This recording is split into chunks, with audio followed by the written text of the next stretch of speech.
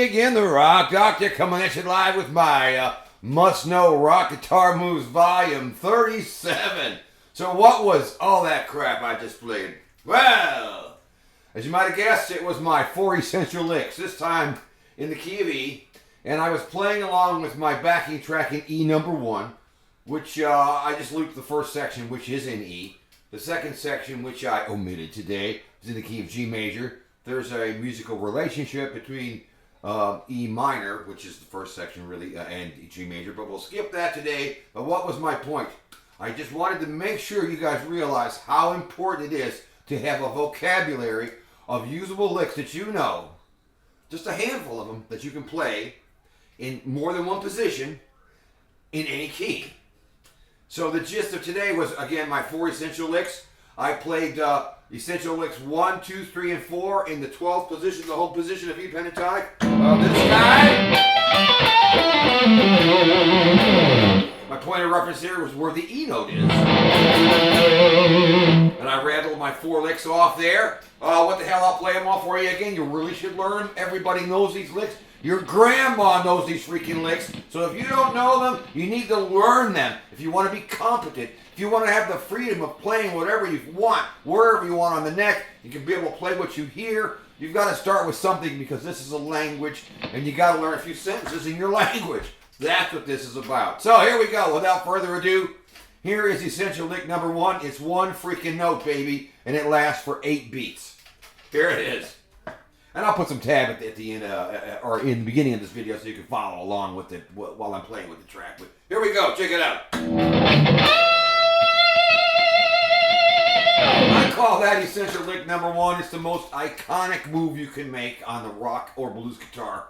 And what it is in this case, I took the pentatonic shape and I focused on the second string, the B string, the high note in the shape.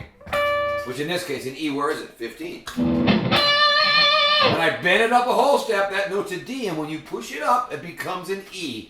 And the trick there is to get the muscle memory so that you can pull that bend off and get it right every time. There's some vibrato, too, at the end that makes it sound vocal-like, which is really what we're trying to do. So here's that again. Yeah! So there's that one. Essential lick number 2 is a descending lick. It starts on the high string, 15th fret on the high E, and I walk right straight down the scale. I'm using the blues scale, really. Check this one out. That one lasts for 8 beats also. Let me give you the count of it. 1 and 2 and 3 and 4 and 1, 2, 3, 4. What you'll find as you learn and pay attention to what other people are doing is that most licks last for 2 bars. Yep. 8 beats long. Most everything is. And most YouTube guys don't talk about that. Here's the lick, learn the lick, but they don't tell you. The lick starts on the 1, it lasts this long. You know why those licks last that long? That's how long the chords underneath are lasting. So everything ties into that. A lot of stuff in music is 2 bars long, and then there'll be a little connection where you have 4 bars. And then maybe that will double and you'll have 8 bars. But it's so important to understand that the whole thing is set up along a 2-bar pattern of licks and chords tied together. All right, let me keep going. The fingering for essential lick number 2 again. Well, here, look real quick. High string, I did 15 to 12. I pulled it off.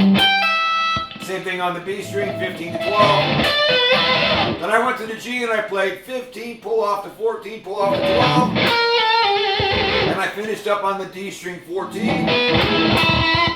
is quite wrong. Sorry about that. Having trouble with my wireless. Seems like when my leg is banging into it, it's knocking it off. I don't know what's going on there.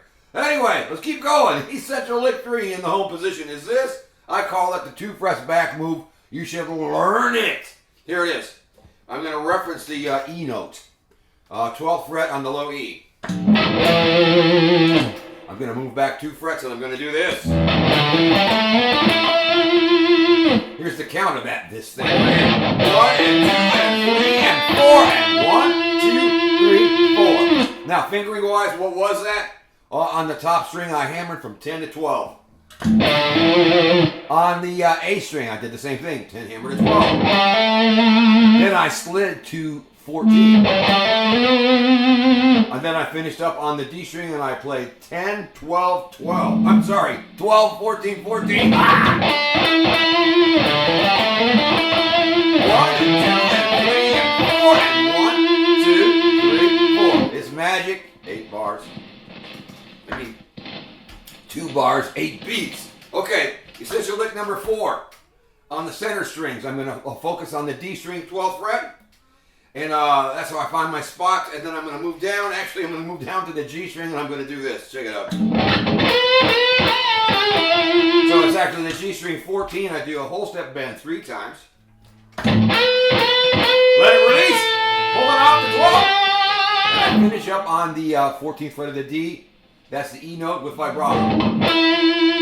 So what I have there count-wise is 1, 2, 3, and 4, and 1, 2, 3, 4. All right, now let's move on to the my second favorite pentatonic shape in the key of whatever, in this case E. Here's how I find it. I'm going to reference the E note again, but this time on the A string. Where is it? Right here. 7th fret, baby. Now here's the scale shape. It's the same as the home scale in the 12th position. You just have to make an adjustment. Just take a look. I'm going to skip the low E string for now. Look. On the A string, what did I do? 7 to 10. On the D string, 7, 9.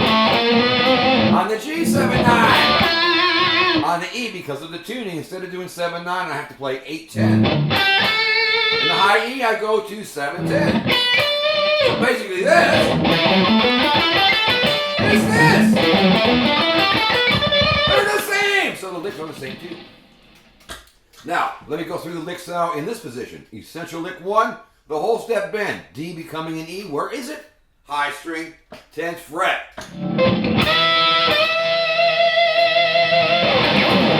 There's that one. Essential lick number 2, I had to make one up because the notes that I played up here don't exist in this area in the same place. They don't. So I made up a lick that follows the structure of the other one, how it descends. So here's what I ended up with. So what was that? On the high E string, I played 10 and pulled off to 7. On the B string, I played, check this out, I played 11, pull off to 10, pull off to 8. Then I went over to the G string and I played 9, 7, 9. All told, you got this. 1 and 2 and 3 and 4 and 1, 2, 3, 4. Okay. Essential lick 3 in this position. The 2 frets back move, as I call it. Find the E note on the A string, 7th fret. Move back 2 frets. To the 5th fret and hammer from 5 to 7. Go next door. D string, hammer from 5 to 7. Slide to 9. Now finish up on the G string. It's 7, 9, 9. So you got this. 1 and 2 and 3 and 4 and 1, 2, 3, 4. Okay, keep going. Essential lick 4 now. In this position is the B string 10th fret. A whole step bend 3 times. Release it, pull it off the 8. Then take your middle finger and go to the G string 9th fret. Vibrato. So there it is, guys. This works in any key. You just have to reference whatever the root note is of your key. Find it, for the one position. For the home position, find the root note of your key, whatever it is, on the low E string. And then to find the other position, focus and find that root note on the A string. It's actually back 7 frets, really, I guess. 5, yeah, so I'm on 7 or 5 frets, right? 1, 2, 3, 4, 5, yeah, 7 and 5 is 12. So you move back 7 or 5 frets and you got it. But just find the note. If you know where the notes are, it's easy. That's how I do it. And those are my 2 favorite shapes. All right, what else can I tell you about this stuff? Yeah, so, it's all about licks. But it's not just learning the lick. It's learning how long the lick lasts, what beat do you start on, what chords are underneath. I didn't discuss that today, but yeah, you have to end your licks on the right note. And you can reference some of my other videos. I've got a whole series on ending a lick on the right note. It's super important. So check out some of those videos. I'll put some tab for the play along in the beginning where you can follow along. Easy stuff, but you really got to know this stuff. It's a language, folks. You can't just, fly to France and hope you can communicate with somebody. What if nobody there speaks English? Then you're screwed. You got to learn a few phrases. It's your best bet. So you want to play rock guitar, you don't just fumble around and hope something happens. You've got to learn some phrases that people play all the time. And these 4 essential licks, they're not mine, but they're so common. And you'll get a lot of mileage out of them. So, again, it's me, the Rock Doctor. Don't forget to like, share, subscribe, leave a comment.